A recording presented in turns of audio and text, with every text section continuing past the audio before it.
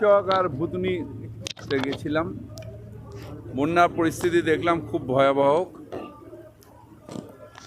ভুতনির যে বাঁধ, সেই বাঁধটা গঙ্গা ভাঙনে একটা সাইড পুরো ভেঙে গেছে, সেখান দিয়ে জল ঢুকেছে। কিছুদিন আগে জলটা বেরিয়েছিল, কিন্তু আবার বিহার ইউপিতে বর্ষার কারণে জলটা ফারাক্কায় এসছে। ফারাক্কায় যেহেতু ড্রেজিং নেই, বহুদিন ধরে ড্রেজিং নেই, তাই ফারাক্কা জল বহন ক্ষমতা কমে গেছে, তাই জলটা এদিক ওদিক গিয়ে ধাক্কা মারছে, তাতেই গঙ্গা ভাঙন হচ্ছে। সেই গঙ্গা ভাঙনের ফলে যে বাঁধটা ছিল, সেই বাঁধটা চলে গেছে। ভুতনি তো এরকম থালার মতন, একটা বাঁধ ভেঙে যেতে পুরো জলটা ভেতরে ঢুকে গেছে, এবং অনেক মানুষ আজকে জলের নিচে আছে। তাদের অনেককে বললাম যে আপনারা রিলিফ ক্যাম্পে আসুন, অনেকে এসছেন, কিন্তু